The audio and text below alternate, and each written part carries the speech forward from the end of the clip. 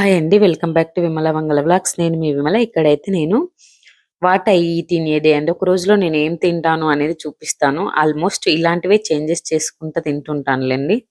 అయితే ఈరోజైతే ఒక 2 స్పూన్ల చియా సీడ్స్‌లో కొన్ని పాలు పోసి, కొన్ని వాటర్ పోసి ఒక 2, 3 గంటలైతే నానబెట్టినాను. మీరు వీలైతే నైట్ నానబెట్టుకోండి. నాకు నైట్ గుర్తు లేకపోతే ఎర్లీ మార్నింగ్ లేస్తూనే మిగతా పనులన్నీ చేసేసరికైతే నానబెట్టుకుంటాననమాట. ఇప్పుడు ఫుల్ మ్యాంగో సీజన్ గదా! నాకసలు మ్యాంగోలంటే పిచ్చిష్టం అనమాట నాకు, మా జోష్‌కి. అవి అయిపోయేంత వరకు మాకు నిద్ర రాదు. అయితే ఈ చియా పుడ్డింగ్‌లో అంటే చియా సీడ్స్ నానబెట్టిన చియా సీడ్స్‌లో ఈ మ్యాంగోస్ కొంచెం గుమ్మడి గింజలు, కాజు అయితే వేసుకున్నాను. ఇలా తింటే మనకి హెల్త్ బెనిఫిట్స్ చాలా ఉంటాయండి. ఈ చియా సీడ్స్ అనేవి మనకి ఎక్కువ సేపు అసలు ఆకలి కాకుండా ఉంటాయి. అలాగే ఈ చియా సీడ్స్‌లో ఒమేగా 3 ఫ్యాటీ యాసిడ్స్ బావుంటాయండి. సో మనం చియా సీడ్స్ తింటే ఎక్కువసేపు ఆకలి కాదు. వెయిట్ లాస్ అవ్వాలి అనుకున్న వాళ్ళకు చాలా చాలా యూజ్‌ఫుల్ ఉంటుంది. నేనైతే మార్నింగ్ బ్రేక్‌ఫాస్ట్ కిందకి చియా సీడ్స్ అయితే తిన్నాను. మా ఇంట్లో వాళ్ళైతే ఫ్రూట్స్ అవి ఇవి ఇంకా ఆల్మోస్ట్ ఈ ఎండలకి బ్రేక్‌ఫాస్ట్, టిఫిన్స్ అంటే ఇడ్లీలు, దోసలు పొద్దున్నే చేసి మళ్ళా లంచ్ చేయాలంటే ఎండకు బాగా ఇబ్బందయితుందని చెప్పేసి నేను మా పిల్లలకేమో మా జోష్‌కి పపాయ ఒక ఫస్ట్ ఏమో మ్యాంగో తినింది. తర్వాత పపాయ కట్ చేసి ఇచ్చినాను. నేనైతే హ్యాపీగా చియా సీడ్స్ ఇలాంటివి మంచిగా చల్లగా కొద్దిసేపు ఫ్రిడ్జ్‌లో పెట్టుకొని తిన్నారనుకోండి, అసలు చాలా హ్యాపీగా తినేసేయొచ్చు. ఈ చియా పుడ్డింగ్ అయితే చాలా బావుంటుందండి. మనకింక స్వీట్ ఏం అవసరం లేదు. ఈ మ్యాంగో స్వీటే సరిపోతుంది. చాలా బాగా ఎంజాయ్ చేయొచ్చు. నాకైతే చాలా ఇష్టము. ఈ చియా సీడ్స్ నానబెట్టుకొని అందులో ఫ్రూట్స్ ఏసుకొని తినడము. అలాగే ఏమన్నా నట్స్ ఉన్నా గూడా నట్స్ గూడా వేసేసుకోవచ్చు. ఇంకా మీరు నట్స్ కావాలంటే నైట్ నానబెట్టుకొని మార్నింగ్ కట్ చేసి వేసుకోండి. చాలా బావుంటుంది. వెయిట్ లాస్ అవ్వాలనుకున్న వాళ్ళకి మాత్రం ఇది మస్తు మంచి హెల్తీ బ్రేక్‌ఫాస్ట్ అన్నమాట. నేను ఆల్మోస్ట్ ఇలా హెల్తీగా ఒక 4, 5 రోజులు తిననీకి ట్రై చేస్తా. అప్పుడప్పుడు పిల్లలకి ఇడ్లీలు, దోసలు పోస్తే ఇంక మెల్లగా అవి గూడా తింటాననమాట. బట్ నాకున్న టైంకి నేను 4, 5 రోజులైతే ఇవే తినడానికి ట్రై చేస్తా హెల్తీవి. అయితే మధ్యాహ్నం లంచ్‌లోకైతే కొంచెం బీరకాయ కర్రీ, టమాటా రసం చేస్తున్నాను. టమాటా రసం అప్పటికప్పుడు ఇన్‌స్టాంట్‌గా ఎలా చేయాలంటే బాయిల్ చేసి, మళ్ళీ దానిలను స్మాష్ చేసి అట్లా చేసే కంటే ఇలాగా రెడ్ టమాటాలు ఒక 3 తీసుకొని మంచిగా మెత్తగా మిక్సీ పట్టేసుకోండి. తర్వాత నేను మిరియాలు, ధనియాల పొడి, కొంచెం జీలకర్ర, కొంచెం మెంతులు, వెల్లుల్లిపాయలు అవన్నీ వేసి దంచుకుంటాననమాట. అట్లయితే రసం టేస్ట్ బావుంటుంది. కొంచెం ఆయిలేసేసి, కొంచెం కొంచెం జీలకర్ర, ఆవాలు వేసేసి, కొంచెం మీ దగ్గర ఉంటే ఎండుమిరపకాయలు గూడా వేయండి. ఆ తర్వాత మనం దంచి పెట్టుకున్న వెల్లుల్లిపాయ వేసేసి, కొంచెం పసుపు, కొంచెం కరివేపాకు వేసేయండి. ఇవన్నీ వేసి అవి కొంచెం ఆయిల్‌లో ఫ్రై అయినాక ఇక్కడ మీ దగ్గర ఉంటే ఎండుమిరపకాయలేసుకోండి. నా దగ్గర లేదు అందుకు వేయలే. తర్వాత మనం మిక్సీ పట్టి పెట్టుకున్నాం గదా! ఈ టమాటా ప్యూరీ అనేది వేసేసి, అది కొంచెం ఆయిల్‌లో బాగా అంటే బాగా మగ్గిపోయి కొంచెం మంచి రెడ్ కలర్ ఒస్తుంది. అంతవరకు పచ్చి వాసన పోయేంత వరకు ఇదనేది బాగా ఆయిల్‌లో ఫ్రై గావాలి. అప్పుడు రసం చాలా టేస్టీగా ఉంటుందండి. మీరు కారం ఏసుకోము అంటే ఇంకెక్కువ మిరియాలేసుకోవచ్చు. నేను మిరియాలు మా నితీష్ కోసం మిరియాలు అట్లే ఉంచుతాను. ఆ తర్వాత కారమేస్తాననమాట. ఇక్కడ బీరకాయ కర్రీ అయితే రెడీ అయిపోయింది. ఈ ఎండల కాలము కంపల్సరీ రసం అనేది లేకపోతే మనకస్సలు ఫుడ్ తినలేము. అసలు ఫుడ్ తిననీకి కూడా వేడికి తినాలనిపియదు. సో, కంపల్సరీ నేను ఆల్మోస్ట్ రసం జేయడానికే ట్రై చేస్తాననమాట. రసం కంపల్సరీ చేస్తాను. మామూలుగా అయినా మా నితీష్‌కి రసంతో అయితేనే ఫుడ్ తింటాడనమాట. సో, ఇలా ఎప్పుడైతే ఆయిల్ అనేది బాగా పైకి రావాలి.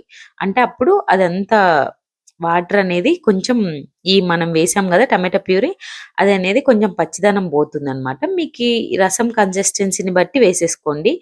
నేనైతే 1 ½ గ్లాస్ పెద్ద గ్లాస్‌తో 1 ½ గ్లాస్ పోసాననమాట. చూడండి ఎంత కలర్‌ఫుల్‌గా చాలా మంచిగుంటుంది రసం. ఆ తర్వాత మీరు బాగా బాయిల్ చేసేసి మీకు కావాలంటే కారమేసుకోండి. నేను ఎటువంటి రసం పొడి ప్యాకెట్లు వేయను.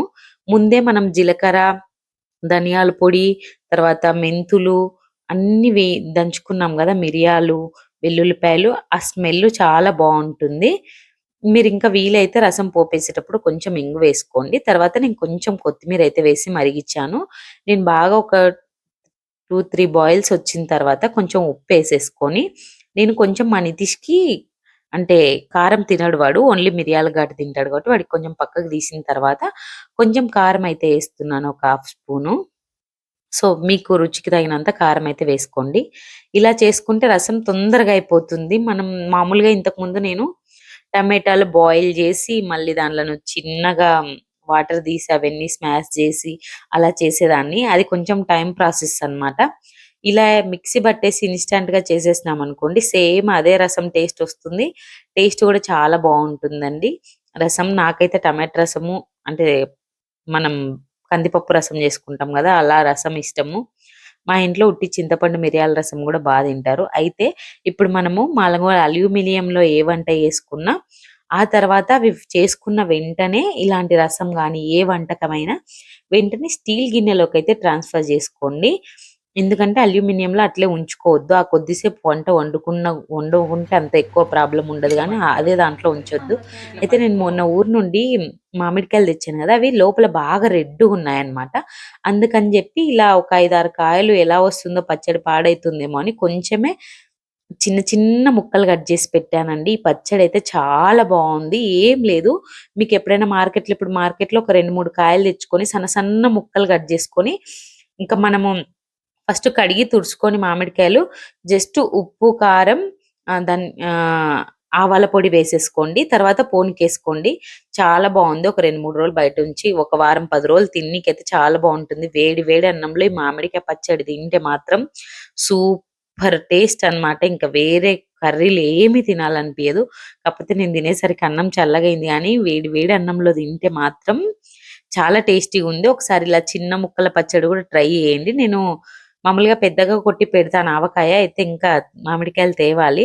అయితే నేను ఈ మధ్య మధ్యాహ్నం అయితే రైసే తింటున్నానండి. ఎందుకంటే నేను లాస్ట్ టైమ్ డైట్ బాగా చేశాను గదా! అప్పుడు ఒక 50 డేస్ నాకు పీరియడ్ రాలేదండి. అందుకు అప్పటి నుండి నేను ఆఫ్టర్‌నూన్ మాత్రం కంపల్సరీ రైసే తింటున్నాను.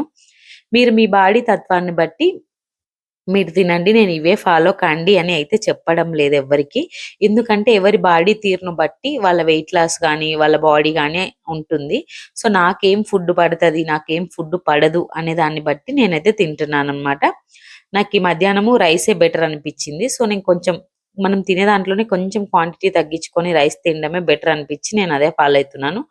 సో, ఇక్కడ నేను నైట్ కోసమయితే తెల్ల శనగలు కడిగి మంచిగా నానబెట్టాననమాట. నానబెట్టేసి కొంచెం ఉప్పేసి ఇప్పుడు ఈ నైట్‌కి నైట్‌కు గుగ్గులు చేసుకుంటున్నా గాబట్టి, నేను మధ్యాహ్నమే నానబెట్టుకున్నాననమాట తెల్ల శనగలు.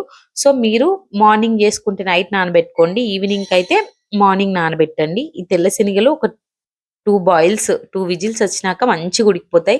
ఇవి గుగ్గుళ్ళకు మాత్రం చాలా బావుంటాయండి. చూడండి మెత్తగయినాయి. దీనిలను వడగట్టుకొని మనం పోనీకేసుకోవచ్చు. మీరు ఒకవేళ ఇలా పోనీకొద్దు అంటే కొంచెం ఆయిలేసేసి ఎక్కువ ఉల్లిపాయలేసుకొని వేసుకోవచ్చు. లేదా మీరు కొంచెం ఈ తెల్ల శనగలు పక్కకు తీసుకొని ఒక చిన్న ఆనియను, పచ్చిమిర్చి తరుగు, అలాగే ఈ కీర దోసకాయ ముక్కలు అవన్నీ ఏసి చిన్న సలాడ్ లాగా గూడా చేసుకోవచ్చు. అట్లా గూడా చాలా బావుంటుంది టేస్టు. నాకు ఆ రోజు కీర దోసలు లేవు కాబట్టి నేనిలా పోనీకేసాననమాట. కొంచెం ఆయిలేసి, కొంచెం ఆవాలు, జీలకర్ర వేసేసి, మంచిగా ఆనియన్స్ అనేవి ఎక్కువ కట్ చేసుకుంటే, అక్కడక్కడ మనం తినేటప్పుడు ఆనియన్స్ టచ్ అయితుంటే చాలా బావుంటుందండి. ఈ పచ్చిమిర్చి గూడా సన్నగా తరిగి వేసుకోండి. పిల్లలు తినే పాటైతే పచ్చిమిర్చి తగ్గిచ్చేసుకోండి. మనం చాట్‌లాగా చేసుకున్నా బావుంటుంది. బట్ దాంట్లో కీర దోస ఉంటేనే బావుంటుంది. అందుకు నేను కీర దోస లేదని ఎక్కువ ఆనియన్స్ ఏసాను. ఎక్కువ ఆనియన్స్ అనేవి బాగా వేసి, ఈ కొంచెం ఆయిల్ అయినా ఆనియన్స్ ఫ్రై అయితాయండి. ఎట్టి పరిస్థితిలో ఆయిల్ అయితే చాలా తక్కువేసుకోండి. ఎందుకంటే, ఈ గుగ్గిళ్ళేసిన తర్వాత ఆయిల్ ఎక్కువేసినామనుకో అది ఇలా కనపడుతుంటే మనకు తినాలనిపియదు. సో, ఆనియన్స్ మగ్గకున్నా పర్లేదు. కొంచెం ఎక్కువ సేపు మగ్గనిస్తే కొంచెం ఆయిల్ అయినా బాగానే ఫ్రై అయితాయి. సో, కొంచెం ఆయిల్ అయితే చాలా తక్కువేసుకోండి. ఒక స్పూన్ ఏసే కాడ అర స్పూన్ అలా చాలా తక్కువేసుకోండి. అలా అయితేనే బావుంటాయన్నమాట. ఇవన్నీ కొంచెం రెడ్ కలర్ వచ్చేంత వరకు మంచిగా ఫ్రై అయితే చేయండి. ఇవన్నీ బాగా ఫ్రై అయిన తర్వాతనే కరివేపాకు, కొంచెం కొత్తిమీర వేసుకుంటే చాలా బావుంటుంది. అయితే ఇవి ఈవినింగే చేసేసి నాకు డిన్నర్ కోసం అట్లే పెట్టేసుకొని నేను వాకింగ్‌కెళ్ళొస్తాననమాట. పిల్లలకైతే 4:00 పెట్టేసేయొచ్చు. మంచి హెల్తీ హై ప్రోటీన్ స్నాక్స్ అనమాట. ఈ శనగ గుగ్గుళ్ళైతే. ఇలాంటివి హెల్తీ పిల్లలకైతే మనం అసలు జంక్ ఫుడ్ ఇవ్వకుండా కరెక్ట్ టైంకి వాళ్ళకి ఇలా బాయిల్ చేసిన శనగలు, లేకపోతే అలసందలు ఇలాంటివి పెడితే మంచి ప్రోటీన్ ఫుడ్ అండి. పిల్లలకి ఎదుగుదలకు గూడా చాలా ఉపయోగపడతాయి. మంచి ప్రోటీన్ ఫుడ్డు. ఒకరోజు పెసలు, ఒకరోజు శనగలు, ఒకరోజు అలసందలు, ఒక చిన్న కప్పు ఉడకబెట్టి సలాడ్ లాగా జేసిచ్చినా, లేకపోతే ఇలా పోపుకేసిచ్చినా పిల్లలైతే చాలా బాగా ఎంజాయ్ చేస్తారు. ఎట్టి పరిస్థితిలో ఈ వైట్ శనగలు మాత్రం గుగ్గులకు మాత్రం చాలా టేస్టీగా ఉంటాయండి. ఇవి నేను మా అమ్మ వాళ్ళ ఇంటి నుండి తెచ్చుకున్నాననమాట. మా అమ్మ వాళ్ళ ఊర్లో శనగలు బాగా వండుతాయి. అయితే మాకు శనగలు బండే సేలు లేవు గానీ, మా అమ్మ మా పెదనాన్న వాళ్ళ సేరులో ఏరుకొనొచ్చింది. అంటే మిషన్ కొట్టినాక ఉంటాయి గదా! అవన్నీ చేలో కొంచెం కొంచెం మనం ఏరుకోవచ్చు. అట్లా తీసుకొనొచ్చింది. నేను మా అమ్మ తయారు జేసి పెట్టుకుంటే నాకు కొన్ని గావాలని తీసుకొనొచ్చుకున్నాననమాట.